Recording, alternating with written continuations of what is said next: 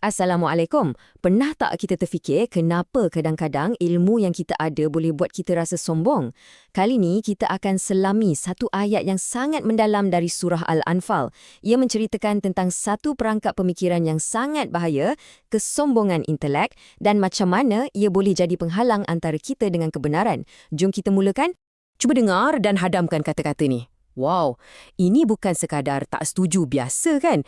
Ini satu kenyataan yang penuh dengan keyakinan diri yang melangit. Satu cabaran terus yang dilontarkan kepada wahyu.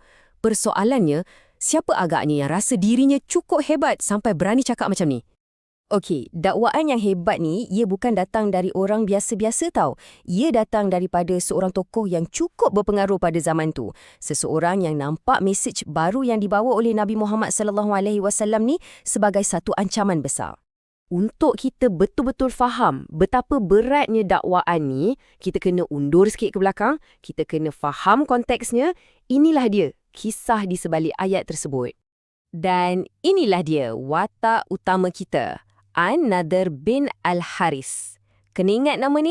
Dia bukan sekadar pembesar Mekah, tapi dia juga adalah antara penentang yang paling lantang, paling vokal menentang dakwah Nabi. An-Nadhr ni, dia bukan calon-calon orang.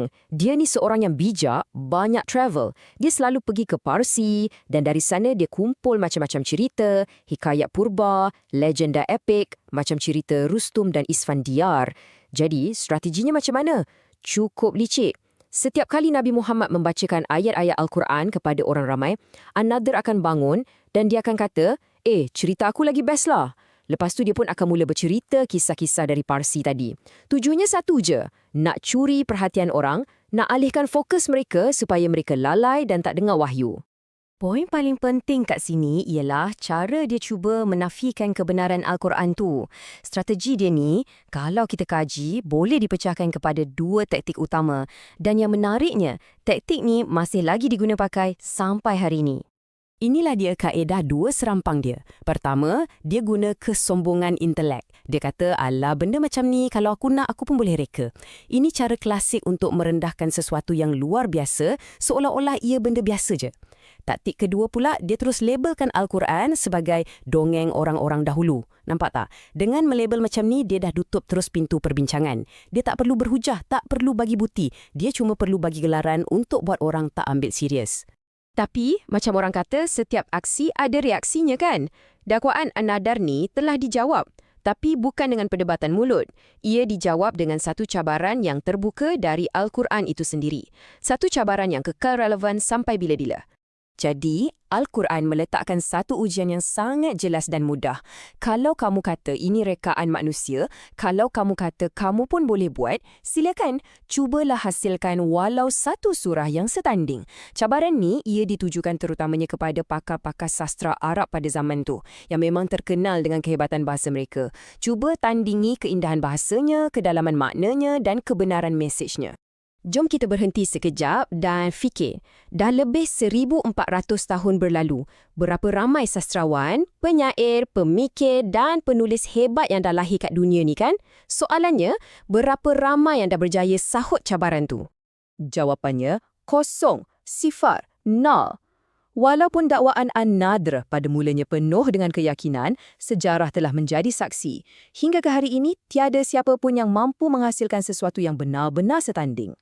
Okey, jadi apa kena-mengena kisah sejarah ni dengan kita hari ini? Sebenarnya banyak sangat. Kisah ni ibarat cermin untuk jiwa kita. Jom kita beralih ke bahagian terakhir dan kita kutip beberapa pengajaran penting untuk diri kita sendiri. Peristiwa ni sebenarnya mengajar kita satu perbezaan yang sangat kritikal. Beza antara mendengar dengan telinga dan mendengar dengan hati.